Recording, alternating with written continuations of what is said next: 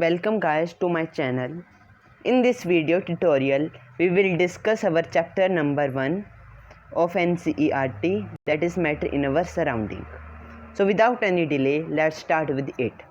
So what do you think matter is?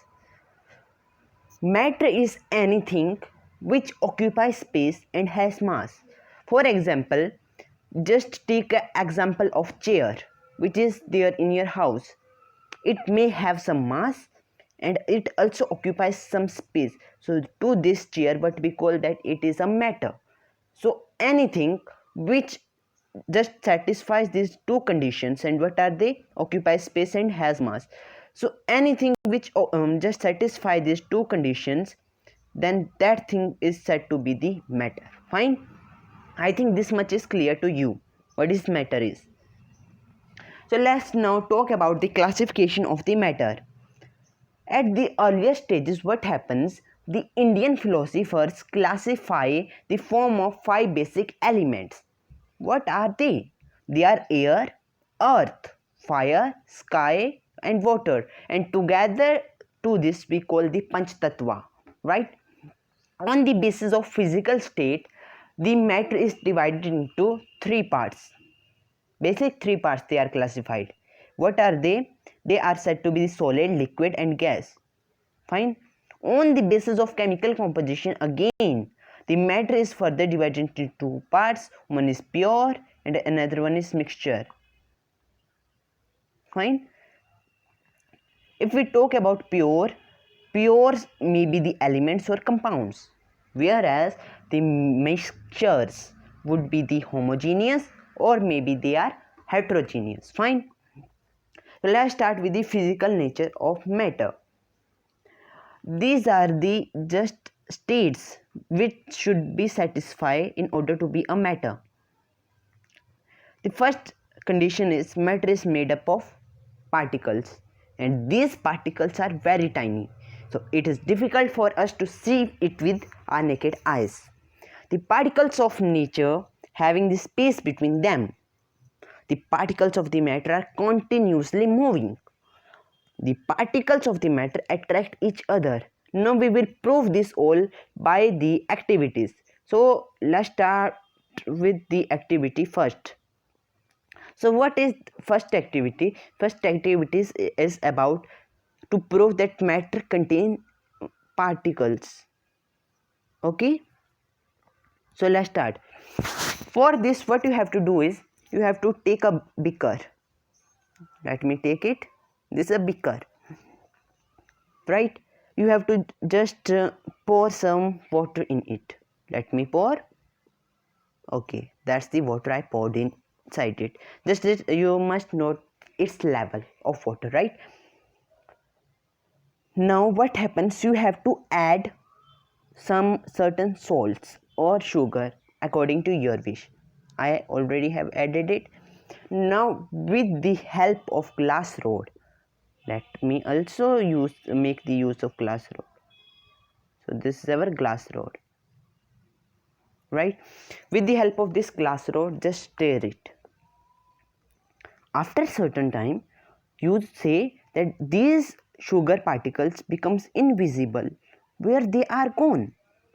So this activity shows that particles of the water have space between them, where these particles become tiny, very very tiny. The particles of the sugar and the salt, just they further divided and they get hidden in that spaces. Fine. So these activities help us to show that matter is made up of the particles. Now particles, we are aware with that particles is made up of the particles, but we also know that particles have, these particles are also so tiny. So for this, again you have to take a beaker, another beaker. This is the another beaker which you have to take, right? In this beaker you have to just pour the water and also put 2 to 3 crystals of potassium permanganate, which is pink in color. I don't have the pink color, that's why I made it with, I represent it with red color, right? You see that this solution is so dark. I mean, it is so pink dark. What you have to do is, you have to just pour more water in that. You have to just repeat this process about 5 to 6 times. This shows that potassium permanganate colors huge volume of the water, because it has the millions of the particles. See, we take only the 2 to 3 crystals and they just convert the water into dark pink. Again we pour the another 100, that become little lighter pinker. As we adding it, at last it become very light, and at one situation came that it is not visible to us, but still we could prove that the particles are made up of the very tiny particles.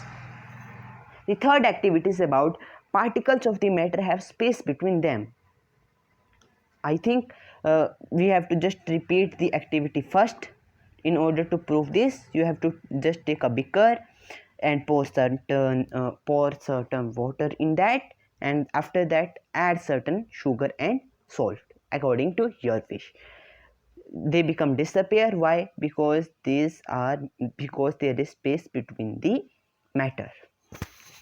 Particles of the matter are continuously moving. So for this we have to just again take a beaker. In this beaker again we have to take water, and we have to just pour a dye, right? Or you can also do it by ink. Just pour it. When we pour it, we just leave it for a certain time. After certain time, you saw that the ink gets spread everywhere, evenly throughout the water. This is due to the movement of the particles. Fine. Here let me make you aware with the one term. What is diffusion? The intermixing of two or more different matters by their own. That is what we call the diffusion is. The intermixing of two or more different type of the metals on their own. That is what we call the diffusion is. So now particles of the matter attract each other. They really attract each other? So let's prove it by the activity. For this, again what you have to take, a iron nail. Let's take it. It look like that in this only. Iron nail, a piece of chalk. Okay, that's the piece of chalk, and the rubber band. Okay, these are the three cases which we have taken. Now see, in solid, just hammer, just do these activities. Just you have to break it by hammering, cutting, scratching. So it is more easier to break the chalk, right? Even by this scratching we can do it. So, and it is lesser easier to just bend the rubber, and it is very difficult to break the iron nail. Why? So the answer is, the particles of the matter attract each other due to this attraction. See the case of solid. All are the solid, but see here that force of attraction is most. Fine. The particles attract them a lot, that it became a very strong bond. I think you understand this much. Now we know that there are the three states of the matter, and we also know that what are they? They are solid, liquid and gas. Fine. Solid, liquid and gas. Now how they differ from one to another? If we talk, they differ on the basis of their properties. Solid having certain different properties, whereas liquid having certain different properties, whereas gases having certain different properties. We will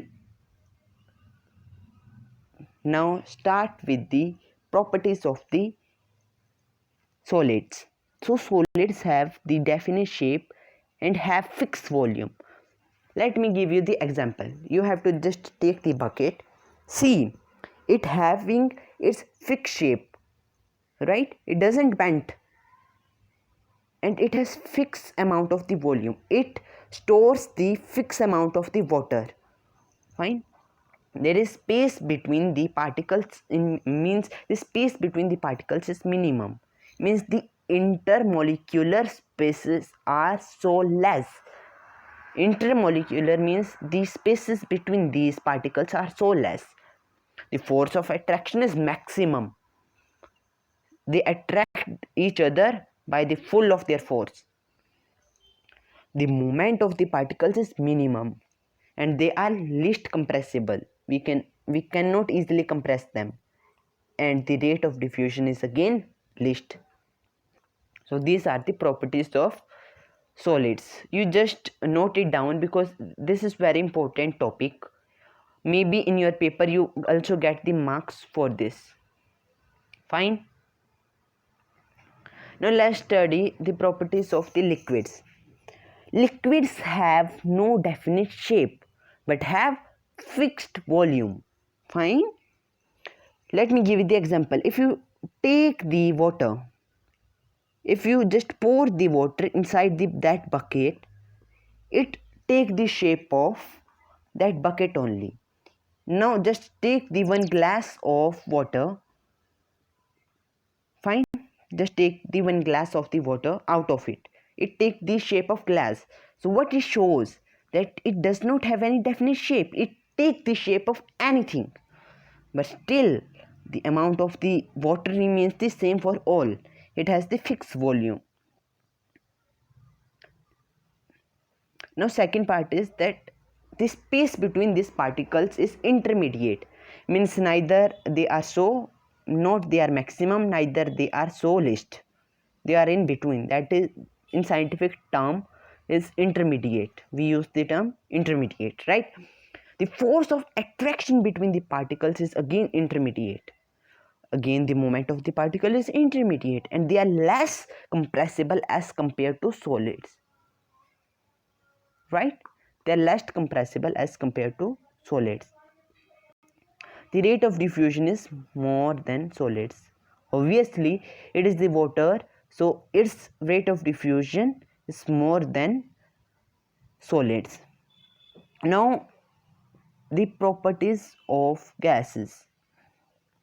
Gases have no definite shape, and neither we should say it has neither fixed shape nor it has its fixed volume.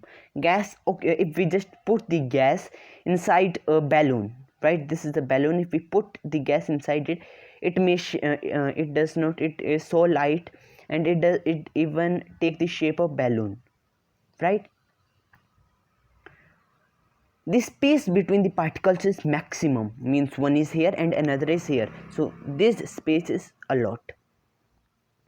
The force of attraction between the particles is minimum because they are away from each other, so the force of attraction is also less, minimum. The moment of the particles is maximum, and they are most compressible. The rate of diffusion is most fastest in this case, right? I think these properties are clear to you. Now we will see how the state changes from one to another. When a solid is heated, just see, when we heat the solid, it will convert into liquid, right? It will convert into liquid. And when the liquid is heated, it is converted into gas.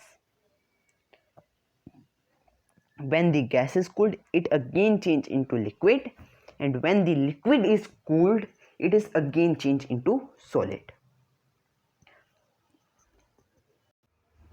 Just take the example of ice. They had given us the example of ice, so let me explain the example of. For example, take the ice. This is the ice cube one. We will make it heat. This is a burner, and we will heat it. It will be converted into liquid, right? If we will again heat it, it will be changes into water vapors, right? This become gas now. So this is the concept of change of state. If we want to convert the solid into liquid, we will heat it. Again, if we change the liquid state into gaseous state, we will again heat it. But if we want to change the gaseous state into liquid, we will cool it. And again, if we want to convert the liquid state into solid, we will again cool it, right? That's the important thing. Now here the concept of the melting. What is melting now? Melting is a solid. When a solid is heated, then its particles begins to vibrate with the greatest speed and begins to move more freely. Then means what happens if this is the one piece of solid, I will make it burn with my flame. Now what happens, the particles, now let me zoom it, right? Now the particles, here the particles, these particles, see these particles actually they get the kinetic energy from this heat, right? From this heat they actually get the kinetic energy, from this heat they get the kinetic energy, and they start their movement. Why? Due to kinetic energy, right? Then a particular temperature solid melts change into liquid. This process is called melting. So at a particular temperature, when these started moving so fastly, then obviously they get converted, they has taken the properties of the liquid now, so they are now liquid. Fine. This is what we call the melting is. Now here the one more important concept. What is latent heat of fusion? So what is latent heat of the fusion? The amount of the heat energy which is required to change 1 kg of the solid into liquid at atmospheric pressure is the melting point, right? Is the latent heat of the fusion. Fine guys, I think it's clear to you. Here the most one important point is this: the temperature at which the solid melts is called its melting point. Fine. The temperature in which the solid melts is called its melting point, and the melting point of the ice is 0. Okay, here the one more concept is that 0 degrees Celsius is equal to 273 Kelvin, and Kelvin is the SI unit for the temperature. I think this much is clear to you. So I want to just stop this lecture here only. Further we will discuss in our next classes.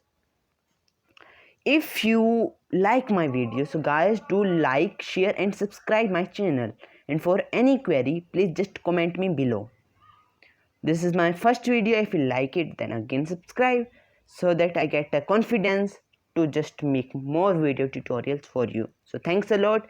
Thanks for seeing, and don't forget to share it with your friends. Bye.